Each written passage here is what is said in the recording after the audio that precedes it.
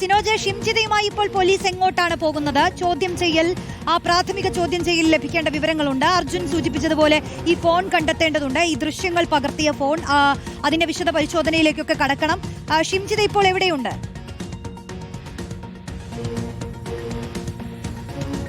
റോഷ്നി, വടകരയിലെ ബന്ധുവീട്ടിൽ നിന്നാണ് ഷിംജിതയെ police custody എടുത്തിരിക്കുന്നത്. ഒരു സ്വകാര്യ കാറിൽ കോഴിക്കോട്ടേക്ക് കൊണ്ടുവരുന്നുവെന്നാണ് അറിയാൻ സാധിക്കുന്നത്. കോഴിക്കോട് മെഡിക്കൽ കോളേജിലെ SI ഉൾപ്പെടെയുള്ള സംഘം ഷിംജിതയ്ക്കൊപ്പമുണ്ട്. മഫ്തിയിലെത്തിയ സംഘമാണ് ബന്ധുവീട്ടിൽ നിന്ന് ഷിംജിതയെ കസ്റ്റഡി എടുത്തിരിക്കുന്നത്. വരുന്ന വഴിക്ക് കൊയിലാണ്ടി താലൂക്ക് ആശുപത്രിയിൽ കയറ്റി വൈദ്യപരിശോധന കൂടി നടത്തിയിട്ടുണ്ട്.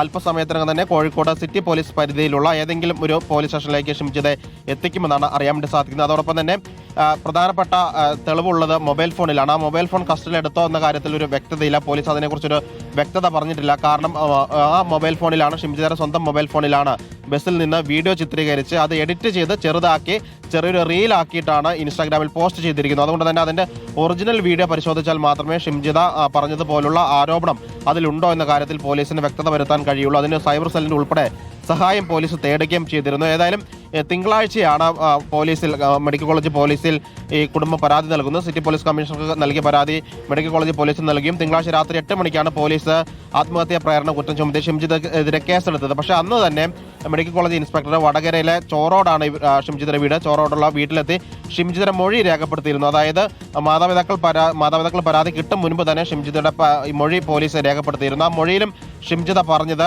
വീഡിയോയിൽ പറഞ്ഞ അതേ കാര്യങ്ങൾ തന്നെയാണ്. അതായത് ആദ്യം ഒരു റീൽ ഇറക്കുന്നു, അതിനുശേഷം അത് വിവാദമായ ശേഷം വീണ്ടും അത് വിശദീകരിച്ചുകൊണ്ട് ഷിംജിത മറ്റൊരു റീല് കൂടി എടുത്തിരുന്നു. അതിനകത്ത് പറഞ്ഞിരിക്കുന്ന അതേ കാര്യങ്ങൾ തന്നെയാണ്. അതായത് മറ്റൊരു സ്ത്രീക്കും ഈ ബസ്സിൽ വെച്ച് ഇതേ രീതിയിലുള്ള അപമര്യാദ പെരുമാറുന്ന ഒരു ഫീലിംഗ് ഉണ്ടായിരുന്നു. അത് കണ്ടിട്ടാണ് താനും വീഡിയോ ചിത്രീകരിച്ചത്. അതുകൊണ്ട് തന്നെ ആ രീതിയിലുള്ള നിലപാടിൽ തന്നെ ഷിംജിത ഉറച്ചു നിൽക്കുകയാണ് ചെയ്തത്. പോലീസ് മൊഴിയെടുത്തപ്പോഴും അക്കാര്യങ്ങൾ തന്നെയാണ് ഷിംജിത പോലീസിനോട് പറഞ്ഞിരിക്കുന്നത്. കഴിഞ്ഞ വെള്ളിയാഴ്ച പയ്യന്നൂർ റെയിൽവേ സ്റ്റേഷനിൽ നിന്ന് ബസ് കയറുന്നു. അവിടെ നിന്ന് പയ്യന്നൂർ ബസ് സ്റ്റാൻഡിലേക്കുള്ള യാത്രയ്ക്കിടെയാണ് സംഭവം നടക്കുന്നതെന്ന് ഷിംജിത പറയുകയും ചെയ്തിട്ടുണ്ട്. ഏതായാലും ബസ്സിൽ നിന്നുള്ള CCTV ദൃശ്യങ്ങൾ ഉൾപ്പെടെ പോലീസ് ശേഖരിക്കുകയും ചെയ്തിരുന്നു. ഇന്നലെ നമ്മൾ ആ ദൃശ്യങ്ങൾ ഉൾപ്പെടെ പുറത്തുവിട്ടിരുന്നു. ഷിംജിതയെ ഒപ്പം തന്നെ ആത്മഹത്യ ചെയ്ത ദീപക്കും ബസ്സിൽ കയറുന്ന രാമന്തളി പയ്യന്നൂർ റൂട്ടിലോടുന്ന അല്ലമീൻ ബസ്സിൽ കയറുന്ന ദൃശ്യങ്ങൾ ഉൾപ്പെടെ പുറത്തുവിട്ടിരുന്നു. പക്ഷേ ബസ്സിൽ വലിയ തിരക്കായതുകൊണ്ട് തന്നെ ഷിംജിത പറയും പോലുള്ള ദൃശ്യങ്ങളൊന്നും തന്നെ ലഭിച്ചിരുന്നില്ല എന്ന് ബസ് ജീവനക്കാർ പറഞ്ഞിരുന്നു. ഏതായാലും പോലീസിന് ഹാർഡ് ഡിസ്ക് ഉൾപ്പെടെയുള്ള ദൃശ്യങ്ങൾ ബസ് ജീവനക്കാർ കൈമാറുകയും ചെയ്തിരുന്നു. അത് മെഡിക്കൽ കോളേജ് പോലീസിന്റെ കയ്യിലുണ്ട്. അങ്ങനെ മറ്റ് ബസ്സിനകത്തുള്ള ദൃശ്യങ്ങൾ ഉൾപ്പെടെ വിശദമായി പരിശോധിച്ച ശേഷമാണ് ഷിംജിതയുടെ അറസ്റ്റ് രേഖപ്പെടുത്താൻ വേണ്ടി പോലീസ് തീരുമാനിച്ചിരിക്കുന്നത്. വിദേശത്തേക്ക് കടക്കാനുള്ള സാധ്യതയുണ്ടെന്ന് പോലീസിന് മനസ്സിലായിരുന്നു. കാരണം ദുബായിൽ ഉൾപ്പെടെ ബന്ധങ്ങൾ ഷിംജിതയ്ക്കുണ്ട്. അതുകൊണ്ട് തന്നെ ദുബായിലേക്ക് ഉൾപ്പെടെ പോകാനുള്ള സാധ്യത പോലീസ് കണ്ടിരുന്നു. അതുകൊണ്ടാണ് ഇന്നലെ തന്നെ ഷിംജിതയ്ക്ക് വേണ്ടി ലുക്കൌട്ട് സർക്കുലർ ഇറക്കുകയും അത് എല്ലാ വിമാനത്താവളങ്ങളിലേക്ക് കൈമാറുകയും ചെയ്തത്. നാട് വിട്ട് ഇന്ത്യ വിട്ട് പോകുന്നത് തടയാൻ വേണ്ടിയാണ് പോലീസ് അങ്ങനെ ചെയ്തത്. അതുകൊണ്ട് തന്നെ പോലീസ് അറസ്റ്റ് ചെയ്യാനുള്ള നടപടിയിലേക്ക് നീങ്ങിയിരുന്നു. അതിന്റെ അടിസ്ഥാനത്തിലാണ് ഷിംജിതയെ വടകരയിലെ ബന്ധുവീട്ടിൽ നിന്ന് പിടികൂടിയിരിക്കുന്നത്. കേസെടുത്തതിന് പിന്നാലെ തന്നെ ചോറോടെ വീട്ടിൽ നിന്ന് ഷിംജിത ബന്ധുവീട്ടിലേക്ക് മാറിയിരുന്നുവെന്ന് പോലീസിന് വിവരം കിട്ടിയിരുന്നു. അതിന്റെ അടിസ്ഥാനത്തിലാണ് ഷിംജിത ഇപ്പോൾ പോലീസ് കസ്റ്റഡിയിൽ എടുത്തിരിക്കുന്നത്.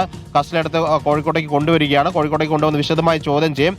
കഴിഞ്ഞ ദിവസം മൊഴി രേഖപ്പെടുത്തിയിരുന്നു. അതിലുപരിയായി എന്തെങ്കിലും ഷിംജിതയ്ക്ക് പറയാനുണ്ടോ, വേറെ എന്തെങ്കിലും തെളിവുകൾ ഷിംജിതയുടെ കയ്യിലുണ്ടോ, ഷിംജിതയുടെ മൊബൈൽ ഫോണിൽ കൂടുതൽ ദൃശ്യങ്ങൾ എന്തെങ്കിലും ഉണ്ടോ തുടങ്ങിയ കാര്യങ്ങളൊക്കെ തന്നെ പോലീസ് പരിശോധിക്കും. തുടർ നടപടികൾ സ്വീകരിക്കുക. റോഷ്നി, സിനോജ്, ഇതിപ്പോൾ ബന്ധുവീട്ടിൽ നിന്നാണ് ഇവരെ കസ്റ്റഡിയിൽ എടുത്തിട്ടുള്ളത്. ഇവർ കേരളം വിട്ടു മംഗളൂരുവിലേക്ക് കടന്നായി സൂചന എന്നുള്ള അഭ്യൂഹങ്ങളൊക്കെ ഉണ്ടായിരുന്നു. പക്ഷെ ഇവർ എവിടേക്കും പോയിരുന്നില്ലേ? ഈ ഒളിവിൽ എന്ന് പറയുമ്പോഴും ഈ ബന്ധുവീട്ടിൽ തന്നെയാണോ ഇവർ ഇത്ര ദിവസം ഉണ്ടായിരുന്നത്? റോഷ്നി, അതായത് തിങ്കളാഴ്ച, ഇതിപ്പോ 3-ാം ദിവസമാണ് പോലീസ് കേസെടുത്തിട്ട് ഷിംജിതയ്ക്കെതിരെ പോലീസ് കേസെടുക്കുന്നത്. ഈ തിങ്കളാഴ്ച രാത്രി 8 മണിക്കാണ്. അന്നേ ദിവസം തന്നെ രാവിലെയാണ് മെഡിക്കൽ കോളേജ് ഇൻസ്പെക്ടർ പോയി മൊഴിയെടുക്കുകയും ചെയ്യുന്നത്. ആ കേസെടുത്തതിന് പിന്നാലെ തന്നെ ഇന്ന് ഷിംജിത വക്കീൽ അഭിഭാഷകൻ മുഖാന്തരം കോഴിക്കോട് ജില്ലാ കോടതിയിൽ മുൻകൂർ ജാമ്യാപേക്ഷ നൽകുകയും ചെയ്തിരുന്നു. അപ്പോൾ തന്നെ പോലീസ് ഉറപ്പിച്ചിരുന്നു ഷിംജിത നാട്ടിൽ തന്നെയുണ്ട്. കാരണം മുൻകൂർ ജാമ്യാപേക്ഷ നൽകിയിട്ടുണ്ട്, സ്വാഭാവികമായിട്ടും നാട്ടിൽ തന്നെ ഉണ്ടാകുമെന്ന് പോലീസ് ഉറപ്പിച്ചിരുന്നു. കാരണം കേരളത്തിന് പുറത്തേക്കോ അല്ലെങ്കിൽ ഇന്ത്യ വിട്ടോ രാജ്യം വിട്ടോ പുറത്തേക്ക് പോയിട്ടില്ല എന്ന് പോലീസ് ഉറപ്പിച്ചിരുന്നു. ഒപ്പം തന്നെ എയർപോർട്ടുകളിൽ പരിശോധിച്ചാലും രാജ്യം വിട്ടു പോയിട്ടുണ്ടോ എന്ന് അറിയാനും വേണ്ടി സാധിക്കും.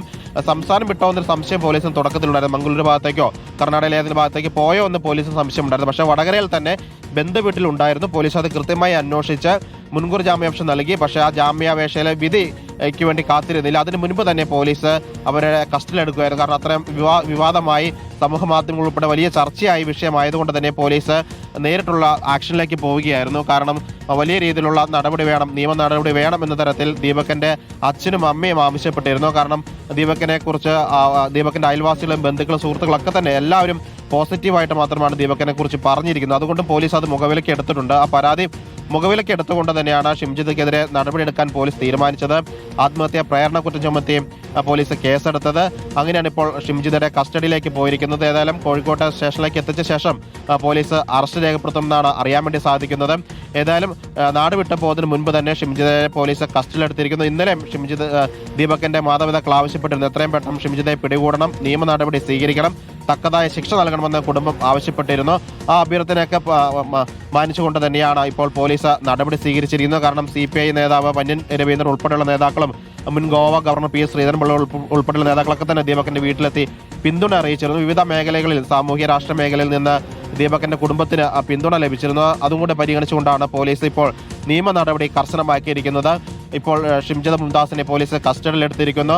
ലീഗിന്റെ മുൻ വാർഡ് മെമ്പർ കൂടിയാണ്, അരീക്കോട് പഞ്ചായത്തിലെ വാർഡ് മെമ്പർ കൂടിയായിരുന്നു. അതാണ് ഇതിന്റെ ഒരു ഗൗരവം കൂടി വർദ്ധിപ്പിച്ചത്. അതായത് ഈ വിഷയങ്ങളെക്കുറിച്ചൊക്കെ തന്നെ ഗ്രാഹ്യമുള്ള ഒരാൾ, ഇങ്ങനൊരു അനുഭവം ഉണ്ടായിട്ടുണ്ടെങ്കിൽ എന്ത് ചെയ്യണമെന്ന് അറിയാവുന്ന ഒരാളാണ് ഇത്തരത്തിൽ പെരുമാറിയത്. അതും ഈ വിഷയത്തിന്റെ ഗൗരവം വർദ്ധിപ്പിക്കുകയും ചെയ്തിരുന്നു. അതുകൊണ്ട് തന്നെ പോലീസ് കർശന നടപടിയിലേക്ക് പോവുകയാണ് ചെയ്തത്. കാരണം ഇത്തരത്തിലൊരു അനുഭവം അവർക്ക് ഉണ്ടായിട്ടുണ്ടെങ്കിൽ അത് പോലീസിനെ നേരിട്ട് അറിയിക്കാമായിരുന്നു. അതിൽ ബസ്സിലെ ജീവനക്കാർ തന്നെ പറഞ്ഞിരുന്നു. കാരണം ഒരു 10 മിനിറ്റിൽ താഴെ മാത്രമാണ് പയ്യന്നൂർ റെയിൽവേ സ്റ്റേഷനിൽ നിന്ന് പയ്യന്നൂർ ബസ് സ്റ്റാൻഡിലേക്കുള്ള ദൂരം എന്ന് പറയുന്നത്. അതിനിടയിൽ പോലീസ് ഹെഡ് പോസ്റ്റ് ഉണ്ടായിരുന്നു. ബസ്സിലെ കണ്ടക്ടറോടോ ഡ്രൈവറോടോ പറഞ്ഞിരുന്നെങ്കിൽ ഉടൻ തന്നെ ബസ് ജീവനക്കാർ തന്നെ പോലീസിലേക്ക് വിവരം കൈമാറി അപ്പോൾ തന്നെ പോലീസിന്റെ ഒരു ഇടപെടൽ അവിടെ ഉണ്ടായേനെ. പക്ഷേ അത് മൊബൈൽ ഫോണിൽ ചിത്രീകരിച്ച് അത് റീലാക്കി ചിത്രീകരിച്ച് സോഷ്യൽ മീഡിയയിൽ ഇടുക, അത് വൈറലാകുക, സമൂഹത്തിന് മുൻപിലേക്ക് ഇട്ട് ഒരു വിചാരണയ്ക്ക് വേണ്ടി ഇട്ടുകൊടുക്കുക, പോലീസിന്റെ നമ്മുടെ സമൂഹത്തിലെ നിയമ നടപടിക്ക് വിധേയമാകാതെ കോടതിക്ക് മുൻപിലോ അല്ലെങ്കിൽ പോലീസിന് മുൻപിലോ കൊണ്ടുവരാതെ സ്വന്തം സോഷ്യൽ മീഡിയ പ്ലാറ്റ്ഫോമിൽ ഇട്ട് ചർച്ച ചെയ്യുക, അതാണ് അവർ ചെയ്തത്. അതാണ് എല്ലാവരും ഷിംജിതയ്ക്ക് എതിരാകാനും കാരണം. ഏതായാലും ദീപക് അതിന്റെ ഈ അപമാന ഭാരത്തിൽ അദ്ദേഹം ആത്മഹത്യ ചെയ്തെന്നും കുടുംബം പറയുകയും ചെയ്യുന്നു. അതോടുകൂടിയാണ് പോലീസ് കർശന നടപടിയെടുക്കാൻ വേണ്ടി തീരുമാനിച്ചത്. ഇത്തരം വിവാദമായ ഘട്ടത്തിൽ ഷിംജിത പറഞ്ഞത് പയ്യന്നൂരിലുള്ള ഒരു പോലീസുകാരനോട് ഞാൻ ഇക്കാര്യങ്ങൾ പറഞ്ഞിരുന്നു എന്ന് പറയുന്നു. പക്ഷേ പോലീസ് അത് നിഷേധിക്കുന്നു. പയ്യന്നൂർ പോലീസിൽ പരാതിയായിട്ടൊന്നും തന്നെ ആ വിഷയം എത്തിയിരുന്നില്ല. അതുകൊണ്ട് പയ്യന്നൂർ പോലീസ് കേസെടുത്തിരുന്നില്ല. ഏതായാലും ദീപകിന്റെ ആത്മഹത്യയ്ക്ക് ശേഷം കുടുംബവും സമൂഹവും ഉൾപ്പെടെ പ്രത്യേകിച്ച് സോഷ്യൽ മീഡിയയിലൊക്കെ തന്നെ വലിയ രീതിയിൽ വിമർശനങ്ങൾ ഉയർന്നു. ആ ഘട്ടത്തിലാണ് പോലീസ് കർശന നടപടിയിലേക്ക് പോയിരിക്കുന്നത്. ഏതായാലും ഷിംജിതയെ കസ്റ്റഡിയിലെടുത്ത് പോലീസ് ഇപ്പോൾ കോഴിക്കോട്ടേക്ക് കൊണ്ടുവന്നുകൊണ്ടിരിക്കുകയാണ് റോഷ്നി.